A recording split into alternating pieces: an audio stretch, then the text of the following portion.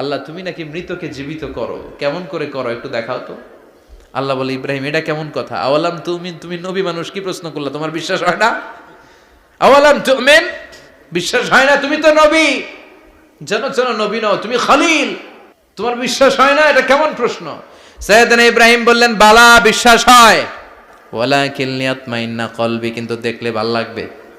আল্লাহ কেমন করে মৃতরে জীবিত করো তুমি দেখাও। আল্লাহ বললেন, 4টা পাখিরে টুকরা টুকরা করো, জবাই করো, টুকরা টুকরা করো, পায়ের সাথে মাথা মিশাও, মাথার সাথে কলিজা মিশাও, টুকরা টুকরা করে ওই পাহাড়ের মধ্যে ছিটিয়ে দিয়ে আস। এরপরে এই পাশে এসে সুম্মা দুহুন্না ইয়াতিনাকা সায়া, আমার নামে পাখিগুলারে ডাক দাও। উনি এই পাশে এসে আল্লাহর নামে টুকরো টুকরো করে ছিটিয়ে দিয়ে আসা পাখিগুলোর ডাক দিতে দেরি মুহূর্তে পায়ের সাথে মাথা, মাথার সাথে বডি লাগে জীবিত হয়ে পাখিগুলো দৌড়ে সাইয়েদনা ইব্রাহিমের কাছে চলে এসেছে। আল্লাহ তাআলা একজন প্রসিদ্ধ নবীর ব্যাপারে কিছু তথ্য দিয়েছেন, এই তথ্যগুলো আজকে আমরা শুনবো ইনশাআল্লাহ। পড়েন। রব্বুল আলামিন বলেন, ওয়া ইয বিতালা ইব্রাহিমা রাব্বুহু বিকালিমাতিন ফাতাম্মাহুন্না ক্বালা ইন্নী জাঈলুকা লিন-নাসি ইমামা। সুবহানাল্লাহ পড়েন। যেই নবীর ব্যাপারে আল্লাহ তথ্য দিলেন ওই নবীর নাম ইব্রাহিম আলাইহিস সালাম। সবাই বলেন কি নাম? চিল্লায় বলেন কি নাম? আল্লাহ বলেন, নবী স্মরণ করুন সেই সময়ের কথা যখন আমি আমার খলিল ইব্রাহিমকে অনেকগুলো বিষয়ে পরীক্ষা করেছিলাম, আর আমার খলিল ইব্রাহিম প্রতিটা পরীক্ষায় গোল্ডেন এ প্লাস পেয়েছে। প্রতিটা পরীক্ষায় সফলতার সাথে আমার ইব্রাহিম উত্তীর্ণ হয়েছে।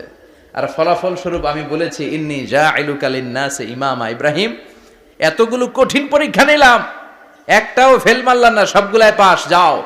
এর বদৌলতে তোমার আমি গোটা বিশ্বের মানুষদের ইমাম বানায় দিলাম। ইমাম মানে নেতা। ইমাম মানে কি?